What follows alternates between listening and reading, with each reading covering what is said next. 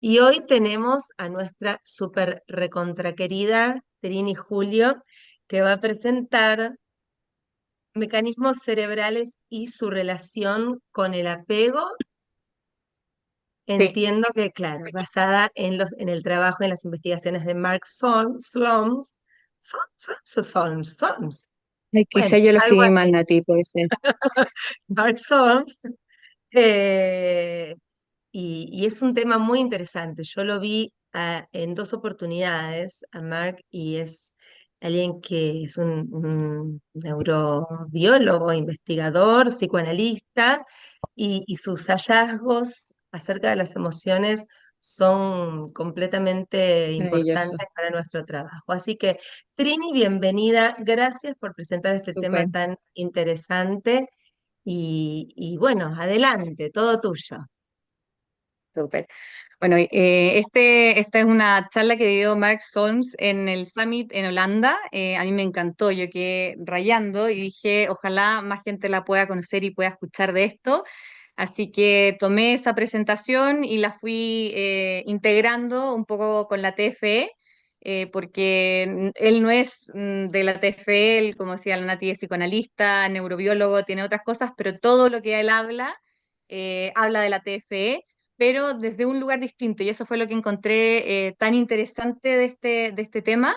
Y es ver cómo toda la teoría del apego, las emociones, que uno tiende a pensar que es como algo como más, como solo psicológico, en el fondo es cómo está tan realmente cableado en nuestro cerebro y en todas las cosas que hacemos. Eh, entonces, ahí ustedes ven el PowerPoint, ¿cierto? Sí, ¿Se ve? perfecto. Sí. Sí. Entonces, para poder entender todos los mecanismos cerebrales, este concepto de la homeostasis es clave y desde ahí vamos a poder entender lo que viene.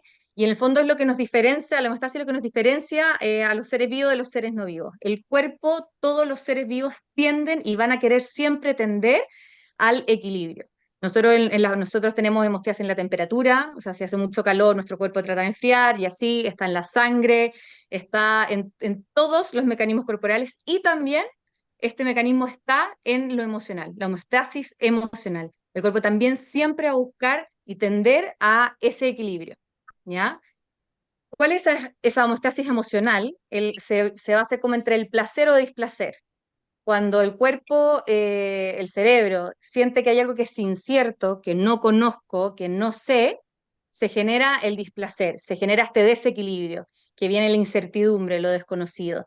Entonces el cuerpo va a querer siempre tender de nuevo a esa línea de placer, que vendría a ser la certeza, lo conocido, lo que yo manejo, a lo que yo puedo reaccionar. Entonces, una tarea que tiene el cerebro es reducir permanentemente y proactivamente la incertidumbre y hacerlo más predecible, porque al hacerlo más predecible, entonces puedo asegurar mi supervivencia y poder actuar de manera más adecuada y sentirme más seguro, ¿sí? Entonces, cuando el cerebro dice, acá hay algo que está funcionando mal, esto es extraño, esto no me suena conocido, tengo que volver a lo conocido, entonces va y aplica los sistemas que ya conoce para volver a eso conocido, que es lo que le genera esa tranquilidad. ¿Qué es lo que pasa? Que si lo que intentamos alguna vez no funciona, el cerebro entonces necesita cambiar lo aprendido. Y eso es lo que vemos, esta actualización permanente de información. El ejemplo claro que traje acá es la bobita que llora porque necesita a su papá, necesita a su mamá y quiere buscar la atención, llamar la atención de ellos. Llora y se da cuenta que no responden y nadie viene. Vuelve a llorar, vuelve a intentar y no responden. Entonces esa guaguita dice, ok, voy a dejar de intentar eso porque eso ya no funciona, no puedo volver a esa situación de tranquilidad, entonces ¿qué hago? Mejor reprimo mi emoción, reprimo esa necesidad, el querer necesitarlos a ellos, y así puedo estar tranquilo, ya no tengo esa, entre comillas, intranquilidad porque reprimí la emoción, ya que mis cuidadores no van a venir. ¿Sí? ¿Hasta ahí ¿Vamos bien? Sí. Por favor, sigan, háganme preguntas o si de repente no hay algo que no está tan claro, me dicen, preguntan lo que sea. ¿Ya? ¿Y por qué es tan importante la actualización de la información? Porque si no, no existiría la posibilidad, que es lo que hacemos en la TFE, de crear nuevas experiencias correctivas de apego que cambien los modelos operativos internos. Entonces, que el cerebro tenga esa capacidad es fundamental. Los modelos operativos internos, sabemos que son estas predicciones que hace el cerebro y se basa para hacer estas predicciones con el aprendizaje y la memoria. Y esta es una frase que decía Mark que me gustó mucho, que la memoria se trata del pasado, pero es para el futuro. Tiene una razón, no recordamos solamente recordar, es porque el cerebro necesita recordar para saber cómo me voy a manejar en las siguientes situaciones que me voy a enfrentar. Y así puedo repetir más de lo que me hace bien y evitar más de lo que me hace mal. Ahí. Hay ciertas predicciones que vienen naturales, que son parte de los reflejos, que son como parte de lo evolutivo. Él decía, por ejemplo, el miedo a la oscuridad es algo como que viene de nuestra historia aprendida de la humanidad. Vamos a tender a temerle a la oscuridad. Pero hay muchas otras que van a depender de las experiencias que tengamos en la vida. Y esta experiencia es lo que van modelando nuestra visión y comprensión del mundo. Ok, el mundo es un lugar seguro, no es un lugar seguro, tengo las capacidades para desenvolverme en el mundo o no, y eso es lo que me va permitiendo tomar decisiones para saber cómo actuar y predecir qué es lo que va a ocurrir.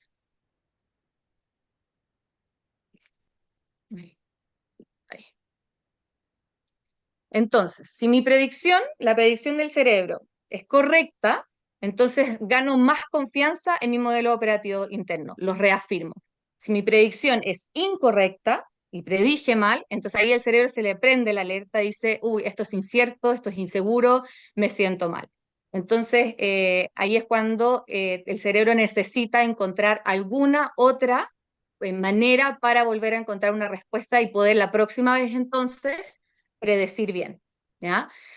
Entonces la hemostasis de las emociones nos permite ver qué tan bien o mal estamos haciendo las cosas. Y esto es lo que yo encuentro como más impresionante, es que evolucionamos para tener emociones. Las emociones no están porque resulta que los seres humanos tienen emociones. Hay una razón evolutiva detrás de que hayamos desarrollado esto, porque es un mecanismo fundamental que permite regular la confiabilidad en el modelo, que también estoy prediciendo, que también estoy actuando, y es lo que nos permite asegurar entonces nuestra supervivencia. Y eso es lo que a mí fue cuando me explota la cabeza, porque si bien es algo que a lo mejor todos conocemos o lo hemos escuchado, ver que es incluso una necesidad evolutiva del ser humano tener emociones y que está en un mecanismo tan, tan fundamental, es cuando hace todavía más sentido para nosotros como terapeutas TFE trabajar las emociones, que no es porque no es una decisión así porque sí, no, o sea, aquí estás en lo fundamental, fundamental del cerebro, de cómo trabaja. O sea, si no trabajamos con las emociones, no hay cambio posible. No hay cambio posible para el cerebro. Y para el cerebro, y lo importante es predecir bien, no necesariamente que esa predicción sea como positiva o negativa para mí, para que, no se, para que se entienda bien eso del placer o el displacer. Y acá está la razón por la cual muchas veces se repiten los patrones de abuso. Si lo que yo conozco es que mis cuidadores o las personas que yo quiero me traten mal, probablemente voy a seguir repitiendo lo mismo y lo que me lleva ahí, porque eso es lo que yo conozco, y aunque sea un camino que me hace daño, o que me hace sentir mal en algunas cosas, es lo que yo conozco. Lo otro es desconocido. Yo no sé si va a ser mejor o peor. Solamente repito lo que yo ya sé y predigo bien. Y si predije bien, entonces el cerebro está ok, se calma. Y aquí es donde en el fondo entra la terapia y por eso es tan importante venir a desafiar todos estos modelos. Y por eso es tan difícil cambiarlos, porque el cerebro solamente sabe que predijo bien y si predijo bien, está tranquilo. Esa es su función, esa es como su misión. Y por eso también entonces en la terapia, en la TFE, vamos a rescatar el pasado. Y es tan importante ir ahí, meterse y no solamente enfocarse en el presente o en las soluciones a futuro, porque el pasado está presente permanentemente en cada decisión que tomamos, en cada predicción que va a hacer nuestro cerebro, en cómo vamos a interpretar el mundo, está presente todo el tiempo. Entonces, si no cambiamos esos aprendizajes del pasado, van a seguir irrumpiendo todo el tiempo en el presente y en el futuro. Y yo creo que todos hemos podido ver eso, como en los pacientes, en la terapia. Si no, uno no se mete ahí, sigue pasando, por mucho que uno haga técnicas y cosas y trate de cambiar. Si no entramos a donde se generó esto, el cerebro va a tender siempre a repetir lo conocido. Entonces ahí nuestro trabajo como terapeuta y especialmente como terapeutas TFE es ayudar a las personas a predecir bien, a predecir mejor, a cambiar entonces esos modelos operativos internos, donde yo voy a poder decir, ah, sí hay alguien ahí para mí. Ah, ahora sí tengo las capacidades para enfrentarme a estas cosas. Ah, sí soy digno de amor. Y eso entonces nos permite encontrar mejores maneras de lograr lo que estoy buscando, lo que yo quiero. Y eso es cambiar lo que vendría a ser la tendencia de acción. ¿Y esto qué es lo que nos permite a la larga cuando vamos haciendo todos estos cambios? Es que el paciente entonces va generando, va ganando confianza en sí mismo y también esperanza en el mundo. Puedo encontrar algo bueno, hay algo bueno ahí afuera para mí y yo puedo ir a buscarlo, puedo alcanzarlo. Y ese es el trabajo tan lindo que uno hace con los pacientes y uno los va acompañando en ese camino. Y para hacer esto, para poder hacer estos cambios, es necesario aprender entonces a lidiar y tolerar la incertidumbre. Y esto es lo que dice la Nati muchas veces cuando le vamos a echar sal a la herida, cuando no nos vamos a escapar del dolor, cuando nos vamos a ir a esa emoción súper desagradable. Es necesario, es fundamental, porque necesitamos que el cerebro entre efectivamente a ese desequilibrio, rompa esa homeostasis, para poder desafiar esos aprendizajes que ya tenía. Si no, y si no, y eso va a generar dolor y displacer, sí o sí. Pero si no lo hacemos, entonces no hay cambio. Y eso nos permite, le va a permitir a los pacientes, cuando ya desafío a encontrar otras alternativas, no rigidizarme prematuramente, no cerrarme, ya no tengo una sola respuesta, tengo otras respuestas que me permiten eh, ser más adaptativos, adaptarme mejor al mundo. Y además, el vínculo mismo con el terapeuta es reparador. Y es reparador porque viene a ser una experiencia totalmente, bueno, sí totalmente nueva, pero sí muy nueva muchas veces, y desafía el mismo vínculo terapeuta-paciente, desafía ese modelo que tiene la persona. Entra en la incertidumbre, entra, esto es raro, esto no lo conozco, esto es distinto. Ahí nosotros el terapeuta acompaña, valida, visibiliza, acepta, y entonces esta nueva experiencia que tengo empieza a repetirse sesión a sesión, sesión a sesión, y esto se empieza a actualizar. Y el cerebro entonces ahora predice algo distinto, predice que hay un vínculo que es seguro, predice que hay algo bueno ahí para mí y que yo puedo estar y que yo lo puedo recibir.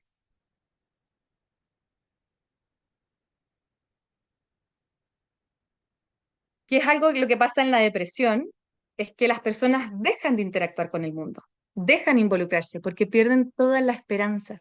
La depresión es, de alguna manera es eso, es desesperanza. ¿Por qué voy a seguir intentando si allá afuera no hay nada bueno para mí? Y ya me rindo ante la posibilidad de encontrar el amor el amor y el cuidado que necesito. Ya no, ¿para qué sigo intentando? Ese moi se rigidiza y dejo de buscar. Y ahí es donde, claro, entramos a situaciones ya que pueden ser tan extremas que pueden llegar o al suicidio o otras situaciones.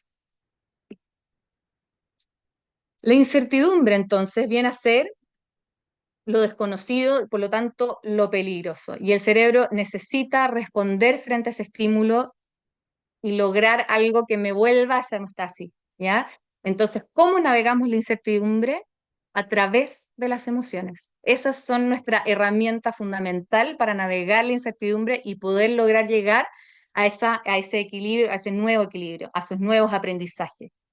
Y el remedio contra la incertidumbre no es la certeza, como podríamos pensar, sino que es la esperanza. Es, ok, a lo mejor no lo sé, no tengo la respuesta, pero yo creo que hay algo bueno ahí para mí. Puedo encontrarlo, puedo ir a buscar, puedo ir a explorar, puedo desear, puedo querer, viene la curiosidad. Tengo expectativas positivas de mí y del mundo.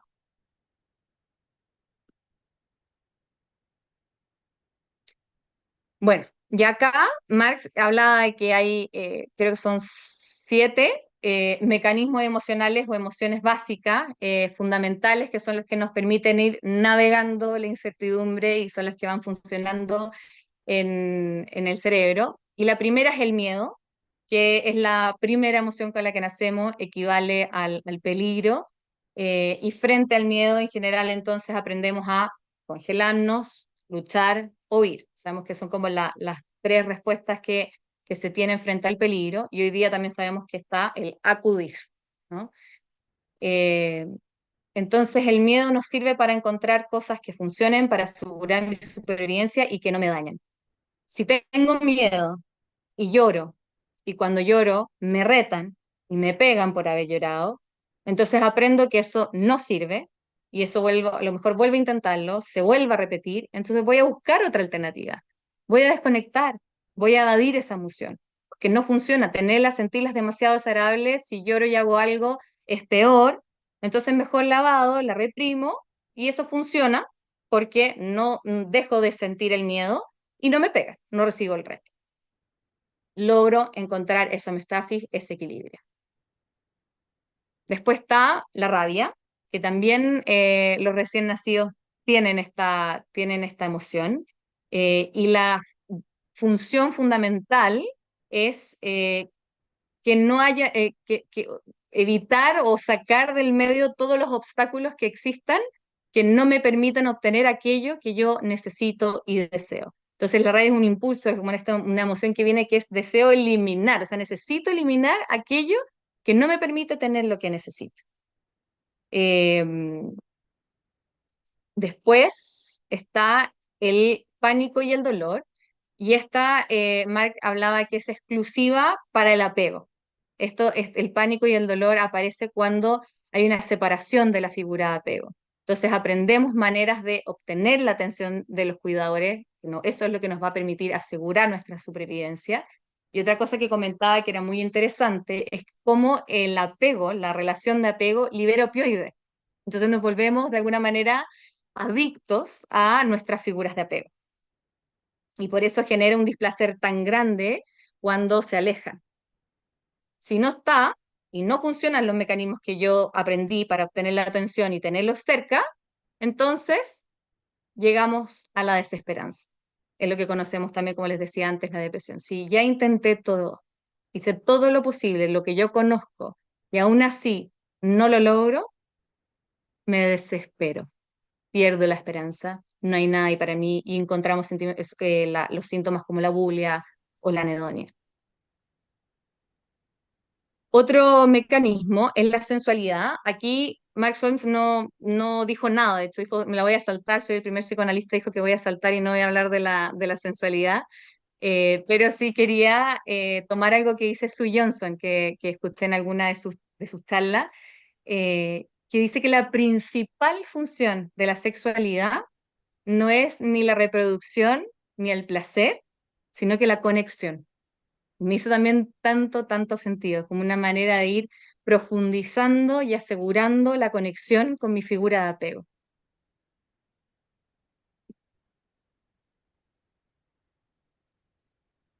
Espera, ahí sí. Después está el juego, y este es lo que uno más lo va perdiendo a veces a lo largo de los años, pero es tan fundamental para los niños. Si no juegan, de verdad que se estresan, necesitan el juego. Y su función principal son los vínculos sociales, hacer amigos, pertenecer. El sentido de pertenencia se juega mucho en este mecanismo emocional del juego. Por eso también en el fondo es tan desestructurante cuando sufrimos bullying, cuando en el fondo en el colegio nos dejan fuera, nos sacan. Eh, y aquí también es no solamente recibir cuidado y sentirse cuidado, protegido, que alguien está ahí, cuando me hace, en Chile decimos nanay, está como ahí, me contiene. También el cuidado es, nosotros tenemos la necesidad de cuidar a otro. Y esto es con lo que se juega muchas veces en las mujeres, por ejemplo, con depresión postparto, donde pierden la capacidad, sienten, no se sienten capaces de cuidar a un otro. Y eso es tremendo también, tremendo. Y por último, viene la exploración. Yo les diría que de todos los mecanismos emocionales básicos, este es como el esencial, porque es lo que nos permite el cambio, buscar algo distinto. La exploración es ese impulso a involucrarse con el mundo, a buscar algo más allá, el creer que efectivamente hay algo bueno ahí para mí, puedo aprender, voy a buscar nuevas herramientas, voy a buscar nuevos recursos, puedo atravesar el miedo, como que ayuda a superar esa parálisis y ir en busca de algo más. Entonces el empuje emocional para la esperanza, la curiosidad, la exploración.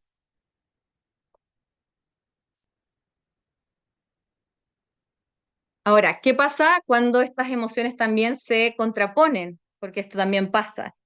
Y por ejemplo, se activa el pánico y la rabia hacia una misma persona, y esa persona es mi persona de cuidado.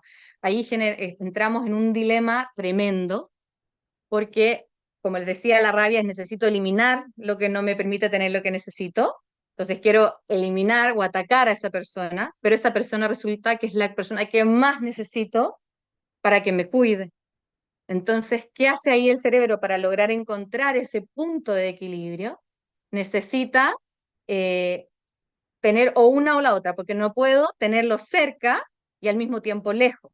Entonces, esa rabia hacia la otra persona, hacia la persona de cuidado, la inhibe y la introyecta, la vuelve hacia sí mismo. Entonces, es más fácil para esa persona decir, yo soy la mala, yo soy la persona mala, yo soy la que está mala, aquí no es mi mamá, no es mi papá o la figura de cuidado. Entonces así puedo sostener eso. Y eso es lo que muchas veces conocemos como culpa, famosa culpa, ¿no? Entonces acá el ejemplo es, si un niño siente frustración con su mamá, está el conflicto porque necesito la distancia, la quiero lejos, pero la necesito tan cerca para poder calmarme, entonces mejor digo, yo soy el problema, yo soy el que está mal, yo soy el que no es suficiente. Y esos son, de nuevo, mecanismos que tiene el cerebro para poder llegar a esa homeostasis, a ese equilibrio. Hasta acá, no sé si tienen como preguntas o comentarios, ¿cómo lo ven ustedes? Ay, perdí no puedo ver a las personas. Ahí sí. Hola. Eh, era una última diapositiva que tengo como con los resúmenes y las ideas como principales. Pero no sé qué les pasa a ustedes cuando ven esto, cómo los ven en las sesiones, cómo ven los procesos de cambio de los pacientes, para que compartan ahí. A mí, Trini, tal cual me hace tanto sentido esto del dilema. Es- lo estaba recién en una sesión viendo con una paciente que le decía justamente eso, el problema con tu mamá es que la necesitas tanto, pero no la quieres cerca. ¿Ah? Y eh, lo que describiste es tal cual. ¿Ah? Ella se fue hacia el lado oscuro de la fuerza justamente por este dilema con la madre. Bueno, todo lo que explicaste es precioso, ¿ah? Pero esto me impactó porque era tan claro verlo en sesión, pero esto es muy explicativo, ¿verdad? Tal como le pasa a ella. ¿Ah? Gracias, Así que Moni. muchas gracias, Trinity. Muy, muy lindo. O sea, espero siga otro poco. Me quedo entusiasmada de seguirte escuchando. Mm. Gracias. Ahí vamos a ir viendo cómo se vayan saliendo preguntas y cositas. Pero el Flori. tema de la Ah, homeostasis es tal cual como uno lo ve, sí, es siempre esa búsqueda. Mira, con la duda que yo me quedé en el punto, en el primer punto, el de el de la búsqueda de la certidumbre y cómo el cerebro va tratando de confirmarlos muy. ¿Cómo ocurre? Porque en las personas con baja autoestima ocurre lo contrario, o sea, tienen una percepción selectiva de lo negativo y de esa forma confirman el MOI, ¿no es cierto? O sea, solo perciben los momentos o las cosas en que sale mal y así confirman que o no son queribles o no son capaces o no Exacto. cualquier cosa, ¿no es cierto? Ujú. Pero, pero muchas veces también ocurre que ellos ven que no ocurrió como predijeron. ¿Ah? Ven que todo va a ser catastrófico y en realidad no es tan catastrófico, pero eso no logra modificar el MOI. Y qué bueno lo que decía, Moni, porque a veces incluso una experiencia sola, cuando tengo un MOI ya tan Tan nítido. internalizado, tan fuerte, aunque la evidencia diga, oye, no pasó lo que tú creías, hay hay una como grabado un nivel emocional también, ¿no? De el MOI, la creencia como grabada a fuego es no soy suficiente y los demás me van a rechazar o se van a reír de mí, dependiendo cuál sea la idea, en el fondo el MOI que haya. Y por eso el trabajo que hace la TFE, que es lo que a mí en el fondo me vuela la cabeza, es que de verdad uno va a hacer como una cirugía a través de las emociones, de ir a esa experiencia emocional primera de ese pasado que sigue irrumpiendo y sigue irrumpiendo y sigue irrumpiendo, y a través de ese trabajo con las emociones vamos a cambiar el modelo operativo interno, no solamente porque no pasó lo que mi cabeza predijo esa vez, significa que no va a seguir pasando y no me va a pasar a lo mejor la siguiente vez. Por eso No, es cuando ya están demasiado internalizados. No sé si te hace cuando está sentido como a eso. nivel traumático, ¿no es cierto? Como que ninguna evidencia puede cambiar su MOI de insuficiencia. Por eso me encantó, porque en el fondo muestra desde la neurociencia que el trabajo tiene que ser en la emoción, porque la evidencia empírica, digamos, no es Claro, suficiente. ¿Ah? exacto. Y por Aunque no eso, sea y una vamos vez, a perdón. no, aunque no sea una vez, aunque sea siempre, que nunca se cumple la predicción catastrófica, porque yo creo que a todos les ha tocado ver pacientes que tienen unas predicciones catastróficas que nunca se cumplen, pero no hay Mm, forma de que cambien sus predicciones catastróficas. ujú, ujú. Sí, Y por eso también el trabajo de ir a tolerar la incertidumbre, de ir sí. a tolerar el dolor, de ir a tolerar eso que no conozco, lo desconocido. Y cuando yo puedo ir de la mano de alguien que está cerquita mío y me acompaña a entrar en esa incertidumbre, a entrar en ese dolor y ver que soy capaz de manejarme en estas otras cosas nuevas, entonces cuando venga una nueva experiencia que me va a despertar esa incertidumbre, me voy a atrever a hacer algo distinto, voy a poder animarme y voy aumentando también esa ventana de tolerancia de las emociones que son más displacenteras. Mm, sí, el aumento de la ventana de tolerancia es sumamente importante en lo terapéutico. Gracias, Trini. Gracias a ti, Moni. Ahí tiene una pregunta Flori, Trini. No, yo pensaba y alineado súper harto con lo que dices tú, Mónica, porque efectivamente cuando está el MOI y permito predecir y moverme en el mundo, aunque sepa que hay hoyos, sé dónde están los hoyos del camino, entonces sé qué hacer frente a esos hoyos y lo amenazante que es que haya un resultado diferente. Porque por un lado, el MOI, al ser tan inflexible, me asegura el resultado de que va a ser negativo. ¿Qué pasa cuando ese resultado no es negativo? Me ponía yo a pensar ahora. Chuta, entonces me tengo que empezar a plantear que tal vez no era mi culpa, tal vez no fui yo quien era responsable, por ejemplo, de que no lo quisieran, tal vez esa responsabilidad está en otro. Y al mismo tiempo me pongo a pensar en todo un poco como el cableado que uno genera desde que es chiquitito para poder sobrevivir y adaptarse a que la figura de apego tiene que ser la figura que me cuida, aunque me dañe. Por ende, introyecto la responsabilidad de no ser cuidado a mí y empiezo a actuar en torno a todo lo que me permite seguir siendo cuidado, aunque me signifique cederme a mí. O sea, me pongo como a pensar en que solito uno haga el camino de no era por mí. O sea, es muy tremendo cuando como terapeuta estamos en ese minuto con el paciente y el paciente se da cuenta de que, chuta, tal vez mi mamá sí tenía algo de relación en que se enojaba y no era porque yo la hice enojar, era porque era una desregulación de ella y era por una dificultad para ella para darse cuenta, pedir perdón y reparar. Y ese proceso es muy doloroso para el paciente, incluso acompañado. Nosotros ahí en la imaginería, yo muchas veces digo, yo estoy ahí contigo, te tomo la mano o te toco un poquito la espalda, porque es muy complejo, yo me imagino ahí para el ser humano, pensar que la única persona biológicamente diseñada para cuidarte no te está cuidando. Es muy difícil al mismo tiempo flexibilizar estos MOIs, porque significa que la persona que más tenía que cuidarme y quererme no lo hizo.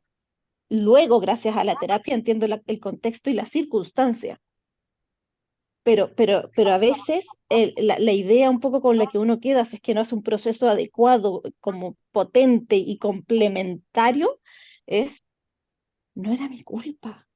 Y puede ahí externalizarse solamente la rabia. Y no necesariamente el entender el contexto de por qué esa persona no pudo cuidarme y decir, perfecto, de ahora en adelante, entonces yo voy a construir mis siguientes figuras de apego en torno a que alguien responda, que alguien esté ahí, que podamos reconstruir este patrón de que esta persona, y como que ahí uno va tejiendo una nueva red.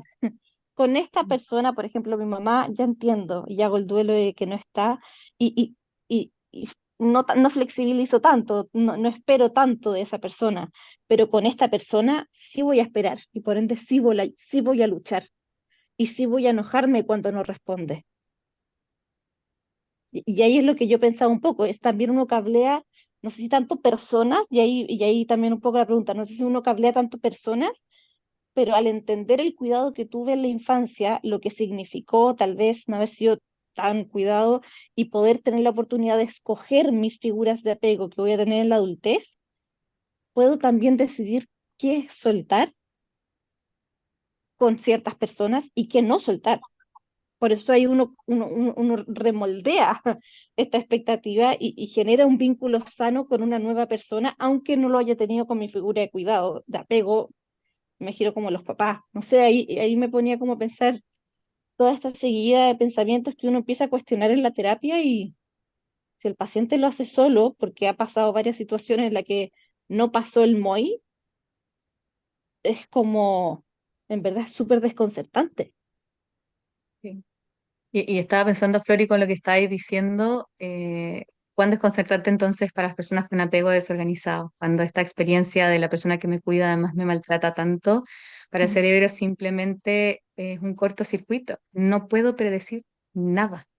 Ninguna predicción es correcta y nada de lo que hago me va a permitir predecir bien.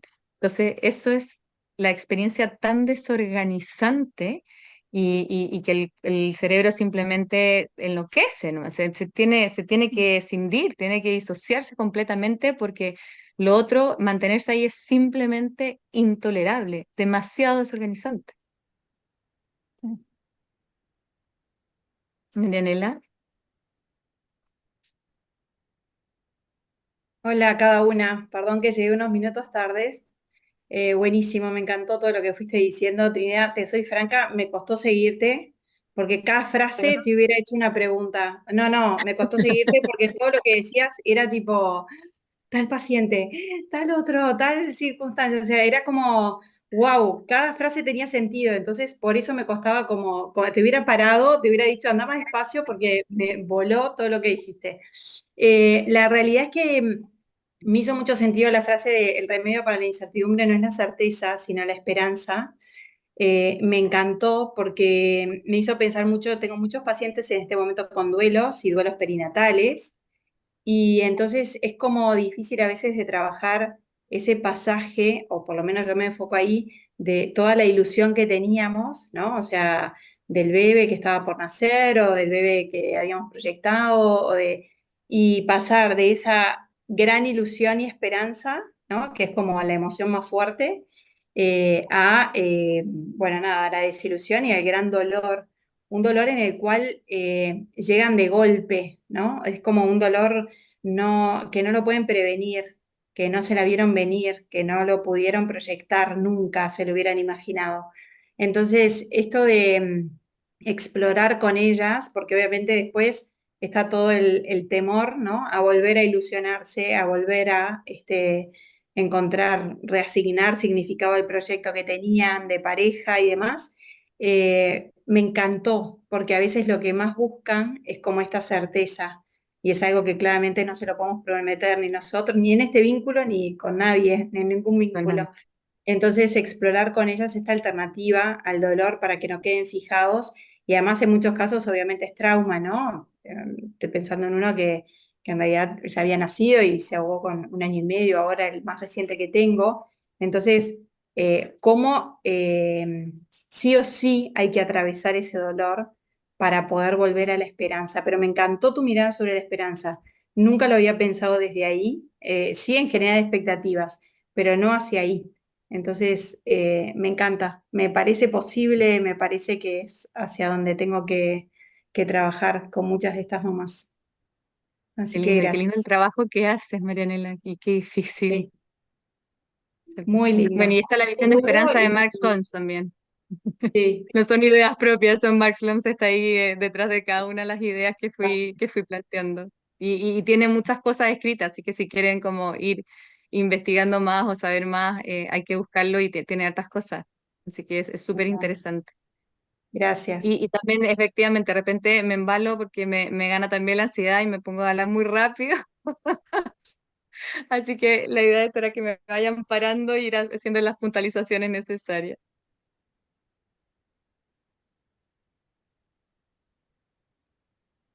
Nati. Ahí voy yo.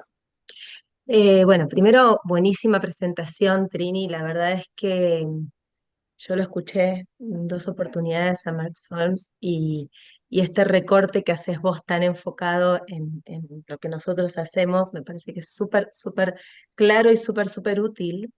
Y a mí me lleva a pensar sobre todo en nuestro rol, porque si hay un dilema difícil para el ser humano, recuerdo haber escuchado a Mark Solms hablando del impulso a la exploración como el sistema motivacional que se contrapone a la homeostasis. Por eso también sostiene la Claro, esperanza, ¿no? Porque exactamente. Sí. es el impulso que nos permite cuestionar la homeostasis. También tenemos ese impulso a la curiosidad, pero uno de los dilemas fundamentales también que tenemos como seres humanos es cuando la exploración se nos contrapone al apego, ¿verdad? Y cuando la exploración, o sea, dejarnos guiar por nuestra propia curiosidad y explorar el mundo y los estímulos del mundo y crecer y desarrollarnos se contrapone al apego, terminamos renunciando a la exploración, a la curiosidad y a la esperanza, justamente porque uno de los primeros sistemas que nos ayudan a recuperar la homeostasis es el apego. Cuando somos chiquititos lloramos y necesitamos que esa persona que nos va a cuidar nos cuide y es nuestra primera necesidad, nuestra primera motivación. Entonces estaba pensando como importante para entender lo fundamental de nuestro rol en cuanto a que somos tal vez los primeros que sostenemos la esperanza, activando también el apego seguro, siendo la figura segura de la persona que nos consulta y cuyo impulso hacia la exploración está inhibido porque está sufriendo, ¿no? Y cómo prestarnos como figura de seguridad transitoria porque tenemos que ayudar a las personas a que encuentren sus propias figuras de apego en el mundo, es fundamental en prestar a ese sistema nervioso que está en amenaza la seguridad para poder activar también el sistema de exploración y tolerar las emociones. Entonces, estaba pensando como en la figura del terapeuta, que es la persona que sostiene la integración de las dos cosas, ¿no? Como del apego y la exploración, y que no puede ser la una sin la otra. Nadie puede explorar el mundo si no tiene algo de seguridad en el apego. Ni el mundo externo, porque la exploración del mundo externo es imposible si no confiamos en que si nos caemos alguien nos va a sostener, ni el mundo interno, que es el mundo de las emociones. Y en la terapia, como terapeutas, activamos el sistema de exploración permanentemente, prestándonos como figura de apego. Nadie va al dolor, al miedo, a las emociones que aprendió a evitar para sobrevivir si no hay alguien que te lleve de la mano. Entonces, eh, la- como que tu charla ilumina muchísimo la importancia de la delicadeza de ese trabajo, ¿no? Como no podemos empujar a nadie a la exploración. Necesitamos generar esa seguridad en el apego para que pero tampoco nos podemos quedar con eso. También tenemos que, desde Claro. esa seguridad, ir acompañando hacia lugares más inseguros, ¿no? Como ayudar a tomar riesgos, que nos a empujar a la exploración porque no va a funcionar, pero tampoco quedándonos solo con las validaciones. También ayudando digo, las validaciones son muy importantes y prestarnos como figura de apego, pero también ayudar a que esa seguridad vaya creando puertitas a la exploración y generar también desafíos hacia la curiosidad y hacia la exploración, que es lo único que va a traer esperanza. Y a veces estaba pensando cómo somos los que sostienen la esperanza hasta que ese impulso hacia la curiosidad pueda ser destrabado desde la Mm, seguridad, ¿no? Y somos tal vez los primeros curiosos, por eso tan importante nuestras preguntas evocadoras, nuestra mirada que amplía muchísimo más el foco hacia otros lugares, nuestra tolerancia de la incertidumbre, eh, compartiendo el peso también con nuestros pacientes.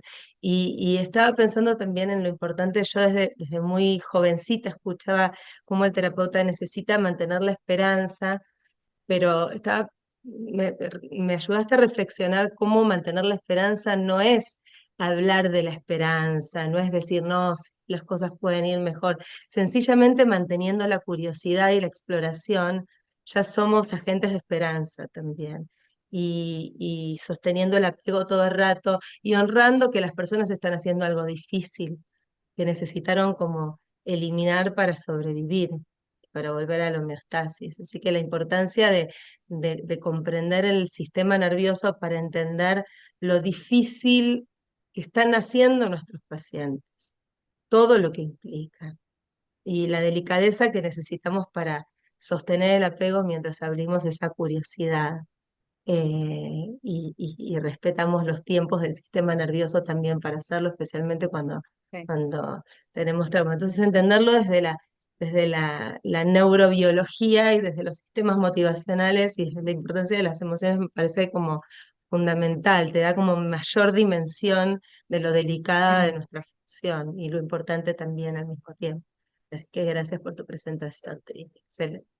sí. Y estaba pensando, Nati, también como el cerebro también tiene este sistema de exploración, lo necesita para romper la homeostasis, como que dice, oye, que busca todo el rato la homeostasis, entonces, ¿por qué tiene este sistema que rompe la homeostasis? Podría ser contradictorio y no, porque lo que decía al principio, busca proactivamente reducir la incertidumbre y sin exploración no puedo reducir la incertidumbre. Y cuando se congela la exploración, el mundo se vuelve un lugar mucho más inseguro porque sé mucho menos del mundo y de mí mismo. Entonces, como en el fondo ese quiebre de homeostasis tiene que ocurrir, es tan necesario y el cerebro lo busca también. O sea, busca romperlo y volver al equilibrio, romper y volver al equilibrio. Si no, no nos desarrollamos, no No crecemos, crecemos. no ampliamos nuestras posibilidades, no cambiamos nuestros patrones. Buenísimo, Trini, Sí. gracias. Alicia. Alicia. Ali, estás en mute.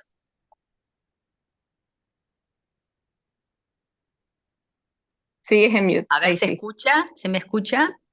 Sí. Sí, hola, ¿Qué Ali. tal, Trini? ¿Qué tal, Nati, a todas? Trini, la verdad, te agradezco que hayas dado este tema con tanto profesionalismo. Mm. Me encantó cómo fuiste. Yo estuve en Harlem y escuché la conferencia realmente, pero creo que vos le diste un sentido y un toque diferente. Ensamblaste para mí, ¿no? Muy bien todo lo que nos traen las neurociencias, como recién contaba Nati, ¿no? En cuanto a cómo vamos construyendo desde las emociones, cómo vamos construyendo nuestra exploración del mundo, nuestro conocimiento de nosotros mismos y del mundo, de la mano de esa figura de apego, que mientras sea una figura de apego segura, bueno, nos facilita mucho, ¿no? Esa exploración tanto de nuestro sí mismo como del mundo, pero cuando no lo es, como este último ejemplo que dabas, ¿qué pasa cuando con una figura de apego se juntan la rabia y el miedo, ¿no? Y qué hacemos? La rabia la reprimimos porque necesitamos para sobrevivir de esa figura de apego. Y es muy complejo y es muy difícil poder salir. Me acuerdo mucho también de Ali Barbosa, ¿no? Cuando él nos cuenta en EFIT cómo nos encerramos en esa cárcel, ¿no? Somos nosotros nuestros propios carceleros y cómo eso nos impide crecer, como decías recién Nati, nos impide evolucionar, nos impide transformarnos, ¿no?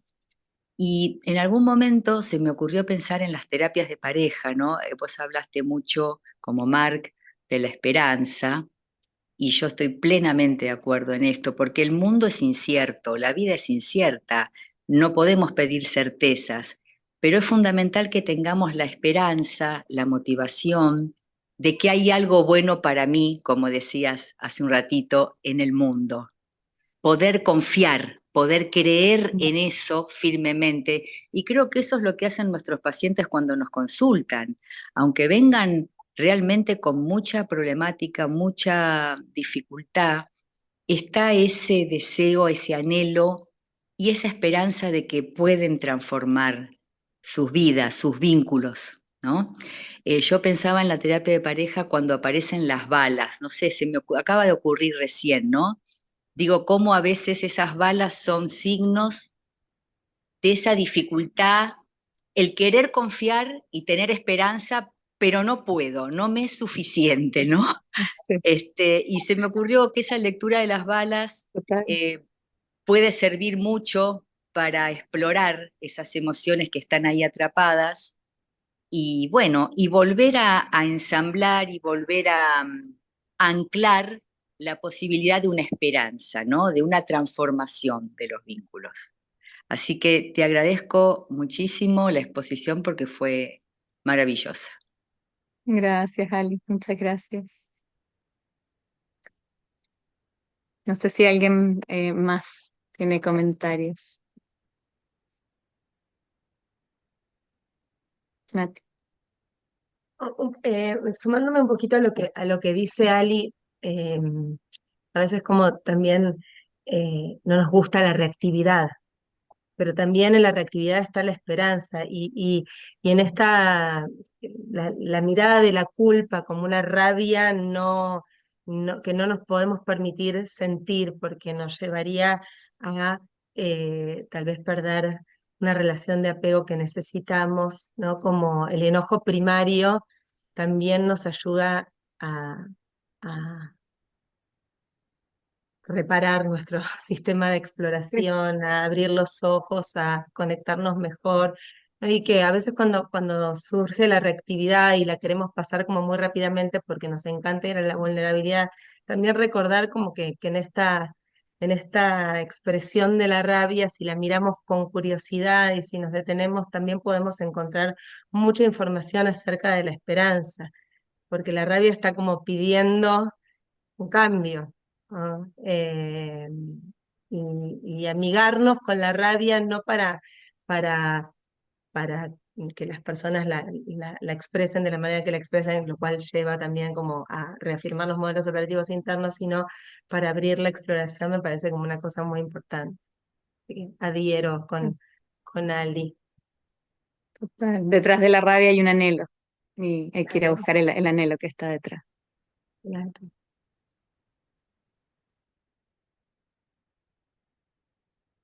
Bueno, y estas son como las tres ideas que a mí me encantaría, así como que más potentes que se llevaran es evolucionamos para tener emociones. Hay una razón evolutiva para eso. Y es las emociones y todos los mecanismos emocionales y trabajar con las emociones es lo que nos permite entonces predecir bien, reducir la incertidumbre, tener esperanza en el mundo, tener confianza en mí mismo. Y por eso el trabajo de la TFE con las emociones, como acá, es una revolución. No sé, yo conozco muchos modelos y todo, pero ni uno que trabaje la emoción así como la trabaja la TFE, y por eso lo encuentro una revolución enorme que puede generar cambios muy, muy profundos. Lo segundo es, si no cambiamos el pasado, este va a seguir todo el tiempo tocando la puerta y determinando de alguna manera nuestro futuro. Y por eso tenemos que ir a ese lugar, tenemos que ir a ese pasado, tenemos que ir a esa historia, a ese origen donde parecen todos estos modelos operativos internos y meterse al dolor, que es lo que viene. En el fondo, nuestro trabajo como terapeutas es acompañar a los pacientes a ese dolor, a que aprendan a lidiar y tolerar la incertidumbre, el dolor, el displacer, y así, acompañados en ese lugar de total incertidumbre, de no sé, de esto no lo conozco, encontrar entonces nuevas alternativas que me permitan no rigidizarme y encontrar entonces la esperanza en el mundo y la confianza en nosotros mismos.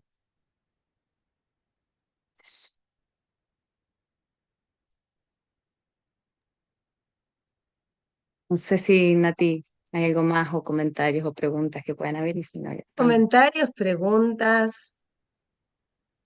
Me encanta, Trini, si uno pudiera repasar esta charla, ¿no? Y detenernos en cada una de las diapositivas que además están hermosas.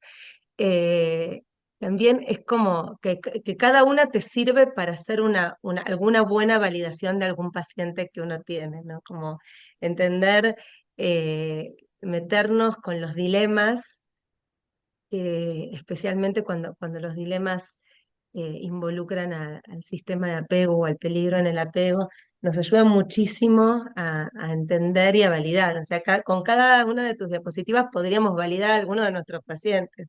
Y tener esta comprensión del cerebro también nos ayuda para mí a no juzgar, a entender mejor cómo las personas pueden verse trabadas en la vida y verbalizarlo también en nuestras validaciones ayuda muchísimo a que las personas puedan no juzgarse, no enojarse consigo mismas y, y- y esa rabia convertida en culpa o en vergüenza eh, es para mí una de las cosas que más nos traba en la exploración también, ¿no? Y, y entender que como seres humanos a veces no nos queda alternativa más que actuar de determinadas maneras y poder validar de esta manera cómo funciona nuestro cerebro y cómo nos está tratando todo el tiempo de salvar la vida, es fundamental recordar cuánto de lo que hacemos tiene que ver con nuestra supervivencia y al mismo tiempo nos complica la supervivencia. Pero las tendencias son tendencias hacia la supervivencia. Entonces, cuando pueda, voy a volver a escuchar tu charla y detenerme en cada una de las diapositivas porque es como bien importante pensar que en cada uno de estos dilemas podemos entender mejor como la esencia de lo que nos complica también la vida y qué importante también para las personas sentirse entendidas más que juzgadas, invitarlas a explorar más que empujarlas a cambiar. Si entendemos que nuestro sistema nervioso nos está ayudando a sobrevivir, no vamos a empujar a cambiar a nadie. En todo caso, vamos a ayudarlos a explorar nuevas maneras de sobrevivir, tal vez. menos sufrientes, más saludables. María, Bacán. Un poco me puse respondiendo, Nati, con lo que decías, justo, porque pensaba en una paciente, ¿no? Que había faltado una sesión y me dice, lo que pasa es que me cuesta mucho tocar estos temas, y pensaba, ¿no? En esto de la tolerancia, en acercarse a estos temas tan dolorosos que la ayudaron a sobrevivir y a que para ella la certeza es, no van a estar ahí para mí, y meternos ahí, en esos dolores. Y ahora estaba pensando, bueno, ¿cómo, digamos? Porque ella expresamente me dijo, es que no me quiero meter más porque me duele. Y también pensaba en, claro, así como yo me voy acercando y tengo esperanza y está está en un vínculo de pareja que también le ayuda mucho como a cambiar los modelos, los MOI, pero al mismo tiempo esas figuras que la lastiman siguen estando en su casa. O sea, ella sigue viviendo con sus padres. Entonces, yo digo ahí, como poner un poco de freno de mano, dije, bueno, a ver, ¿qué hago, no? Como voy a tener una entrevista con los padres, porque qué difícil, entiendo como desde TFE, que cuando una pareja es violenta y demás, directamente, bueno, no se puede hacer terapia, se cuida a la persona, esto no va. Pero en este caso, obviamente que es menor, ¿no? No es un caso de violencia.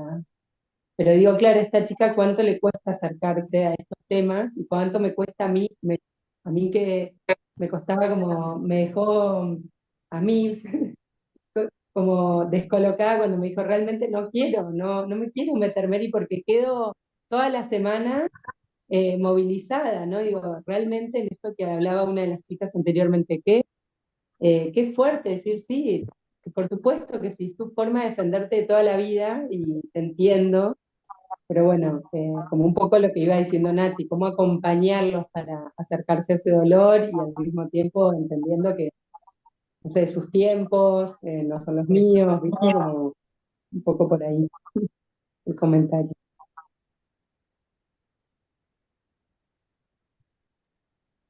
está bueno, María, esto como, ¿no? Cuanto más segura se sienta con vos, más posibilidades va a tener de abrir un poquitito la curiosidad y la exploración. En los tiempos del trauma que son tanto más lentos. Sobre todo si está activo, como que tú dices que las personas están ahí, entonces como que no es que ya terminó, se sigue perpetuando, sigue pasando, entonces su cerebro no tiene una posibilidad probablemente de decir esto va a dejar de pasar porque sigue ocurriendo una y otra vez. Entonces es muy amenazante. En el dilema probablemente en el que está también tiene que ser demasiado amenazante poder ir a cuestionar esa rabia a lo mejor que pueda sentir con su mamá o la rabia que tiene entonces que dirige hacia sí misma o la vergüenza. Entonces tiene que ser muy difícil, sobre todo cuando sigue tan activo, tan presente. Y cuán despacio, la ventana de tolerancia, ir de a poquito, validando. Sí, Gracias, súper interesante todo, muy valioso. gracias. Me gustó mucho también, Trini, cuando uno entiende el rol de supervivencia de cada una de las emociones, se deja de pelear con ellas, ¿no? Como la rabia o el enojo primario como esa tendencia a eliminar los obstáculos para obtener lo que anhelamos, ¿no? Como también es una emoción tan importante para la supervivencia y ayudar a las personas a reconectarse con ese enojo primario para poner límites, para buscar lo que quieren, para seguir, para no estancarse en relaciones en donde esos anhelos son permanentemente insatisfechos, también es completamente importante y al mismo tiempo difícil, porque si lo dejaron de sentir o lo introyectaron, fue por buenas razones. Exacto. Ok. Lenka. Hola. Estaba escuchando lo que decía Nati porque yo que trabajo con padres para ayudarlos a mejorar habilidades parentales y crianza, les hablo mucho del cerebro, les hablo mucho de las funciones de las emociones y todo, y es muy bonito lo que pasa como cuando uno viene como a redimir la rabia. Y cuando uno les explica que los niños chicos menores de 7 años, aunque quieran, no pueden manipular porque no hay estructuras cerebrales para manipular. Entonces, cuando los papás empiezan a moverse desde él, este niñito, ay, ¿en serio lo hace por eso?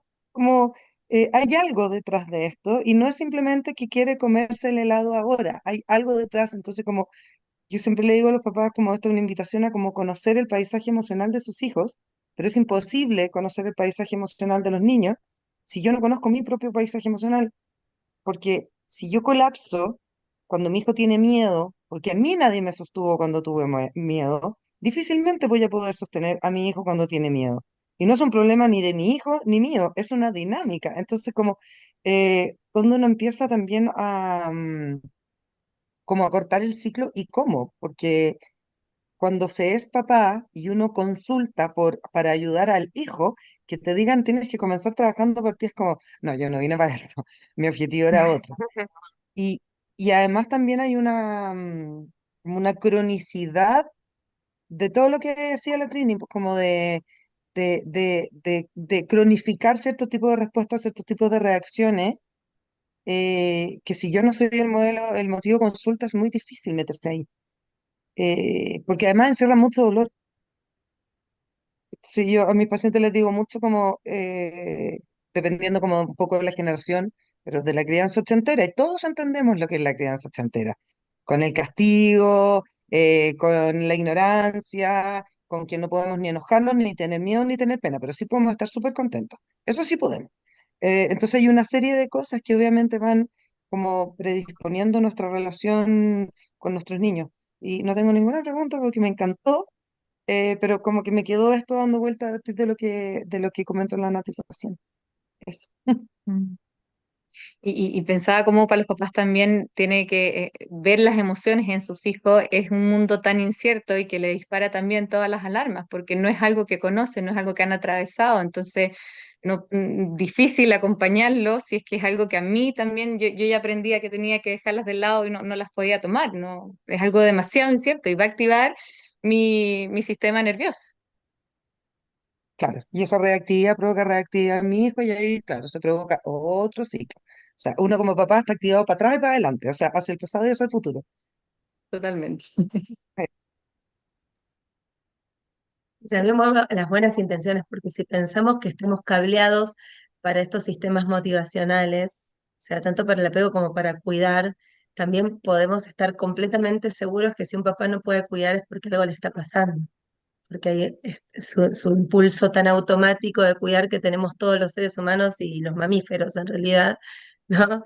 Eh, tiene que estar ahí y tiene que estar trabado por algo, con lo cual, como recordar cuál es nuestro cerebro, también nos recuerda la buena intención de cuidar y nos permite no culpabilizar, no juzgar a los papás cuyo sistema de cuidado se trabó y que muchas veces tantas de las cosas que hacemos mal como papás tiene que ver con el miedo a no poder cuidar, ¿no? Entonces, Para no como cuidar la bien. comprensión o a no cuidar bien, o que todo lo que hemos aprendido sobre cuidar no nos está funcionando, ¿no? Y vemos a nuestra cría en peligro. Entonces, o sea, especialmente cómo entender nuestro cerebro, y creo que EFT es un modelo que parte de la comprensión del cerebro. Estamos cableados para la conexión, pero también acá como le agregaste, Trini, en este enfoque que trae Mark Solms, estamos cableados para cuidar, estamos cableados para jugar, estamos cableados para explorar, estamos cableados para tantas cosas que se nos van trabando cuando entran en conflicto entre sí y con las cosas de la vida que nos van pasando entran tan fácilmente en conflicto, ¿no? Entonces, entender el cerebro, entender los dilemas también me parece que es como una mirada compasiva basada en la ciencia, digamos, o sea, basada en el Sí, conocimiento del cerebro y no en la bondad o la buena onda que podamos tener como terapeutas. Eso me parece súper exactamente. importante que trajiste este tema para nuestra charla, para nuestra comunidad y así como dijo Marianela, me parece como cada una de las diapositivas y de los temas que abordaste tienen una importancia fundamental, que si nos detenemos le encontramos mucho jugo para nuestra tarea y nuestro rol. Total, total. Mónica. Hola, bueno, muy interesante, me encantó el tema, me fascina, ¿ya? Y muchas gracias, Trinidad, porque además muy didáctico, muy claro, ¿ya? E interesante. Y también un poquito comentar respecto a esto que hablaba Nati y otros de la importancia de poder ser una figura de apego segura, transitoria, como somos como terapeutas, ¿ya? Para justamente llegar a esos lugares tan profundos y sensibles donde se instalaron y se fueron perpetuando estos modelos operativos, ¿ya? Y todos estos patrones con que vamos a por un lado, a ser figuras de apego de futuras personas y a encontrar nuestra propia figura de apego adulta, ¿ya? Entonces, siento que ayuda mucho para entender el mirar todo este cerebro nuestro, todo nuestro sistema nervioso, y la necesidad de conectar ambos sistemas, ¿ya? El emocional, el reactivo, con el que es capaz de pensar, de empatizar, de amar, etcétera, ¿ya? Justamente porque así pueden ser nuestras emociones la brújula que necesitamos que sean para satisfacer, ¿ya? Nuestras necesidades, ¿ya? Y creo que esta necesidad de apego, todos sabemos que es básica y elemental para estar bien en el mundo. Entonces me pareció muy, muy interesante, y el tema también de la exploración versus la incertidumbre, cómo el cerebro va buscando esa homeostasis que siempre es frágil y es un momento, ¿ya? Porque nunca hay una homeostasis total, pero cómo lo logra para justamente volver a lo mismo que decimos, encontrar la seguridad que nos da el bienestar. Bueno, me encantó la exposición, me encantó el tema y gracias y felicitaciones. Es Gracias, lo que Mónica. quiero decir. Gracias.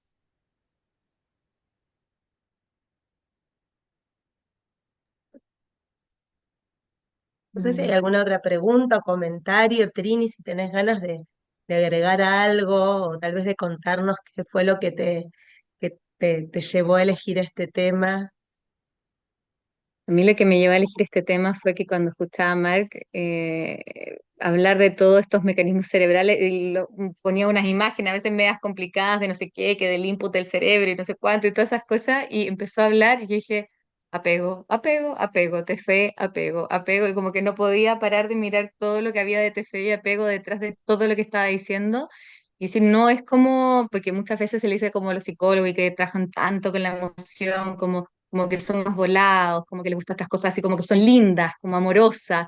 Y esto no es solamente lindo y amoroso, sí, también es muy lindo y muy amoroso y la compasión también es preciosa y es tierna, pero no es solamente porque es linda, amorosa y tierna. Es fundamental, es lo que permite el cambio. O sea, sin eso no hay cambio, no hay manera. O sea, si no tomamos las emociones, no hay manera de generar un cambio real y profundo. Es la brújula, cuando las emociones son nuestra brújula en la terapia, o sea, literal, para el cerebro las emociones son nuestra brújula, lo que nos dicen qué tan bien o mal lo estamos haciendo.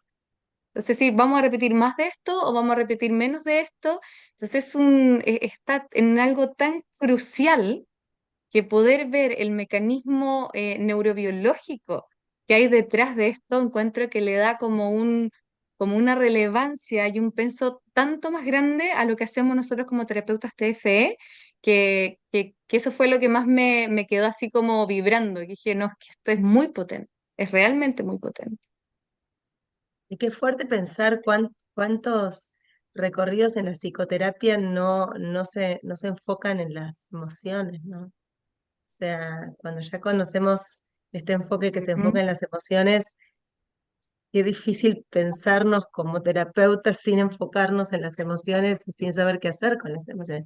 Y qué bueno lo que decís, Trini, porque yo encuentro también, ¿no? Como este recorte que vos hiciste y esta bajada más amable de, de los conceptos neurocientíficos con lleno de gráficos y de flechas y qué sé yo, que por ahí generan como mucha curiosidad y al mismo tiempo si uno no tiene como esta bajada amorosa y humana y más conectada con nuestra función, como que a veces también genera como un poquito de rechazo, qué sé yo, los cuerpos callosos, me acuerdo que hablaba que no entiendo nada, pero de repente nos supiste extraer la esencia de lo fundamental para nosotros, lo fundamental que tenemos que recordar de las neurociencias siempre, y cómo no podemos, para mí, trajiste mucha luz sobre cómo no podemos prescindir del conocimiento del cerebro que portamos para entender nuestras motivaciones, actuar de determinadas maneras. Eh, porque si no, la compasión la tenemos que inventar, no nos puede surgir genuinamente. Así que te súper agradezco. A mí me resultó muy, muy interesante. Me dan ganas como de ver y repasar y volver a ver y volver a repasar. Fuiste súper clara y es un placer, de verdad, Trini, tenerte trayéndonos este tema tan importante. Así que si no hay más Gracias. comentarios o preguntas, nos despedimos también con un aplauso a esta bella, clara terapeuta súper humana, inteligente, que nos ha traído así con tanta frescura, así como sos vos, Trini, eh, fresca, espontánea y cercana, un tema fundamental y que puede sentirse muy lejano a menos que lo traigas de esta manera. Así que muchísimas, muchísimas gracias por tu exposición tan clara y amorosa. Nada, gracias a todas también por los comentarios. Muchas, muchas Gracias, gracias. Trini. Gracias, Nati, por el espacio. Ah, felicitaciones. Nos vemos el mes que Gracias. viene, entonces, que ya les digo, esperen, porque no me lo sé de memoria, que va a haber otra charla. El Summit, la verdad es que nos generó a todos mucha curiosidad y la próxima vez va a estar, no, en octubre le toca a Vero Selem, que va a presentar otro tema súper importante. El sentido común cuando perdemos el sentido, el difícil camino de la separación. Cómo también podemos acompañar en el procesamiento emocional del camino de la separación. Cosas que no siempre se Buenísimo. hablan. Y después va a estar Alicia, que se acaba de ir hablando de reconstruyendo la intimidad cuando ocurre sexo doloroso, que es otra también charla que se dio en el Summit y que a Alicia le generó muchísima curiosidad. Así que está buenísimo para las personas que no fueron al Summit, o como yo que no fui a estas charlas, a la de Mark sí, pero no a la que va a presentar Ali, también la generosidad de traernos y acercarnos estos conocimientos me parece fundamental. Y en diciembre vamos a cerrar el año todos juntos con un homenaje a Sue Johnson y viendo algún video de su trabajo y pensándolo entre todos y que podemos siempre mirar el trabajo de Sue Johnson nos permite seguir aprendiendo de ella todo el tiempo como si la tuviéramos acá con nosotros. Así que eh, bueno, estemos en contacto y muchas, muchas gracias, Trini. De nada, gracias a todas también. Ya, Se chao. queda Chao, grabada la chao. charla. Sí, Bien. ahí tengo que de grabar. Ahí.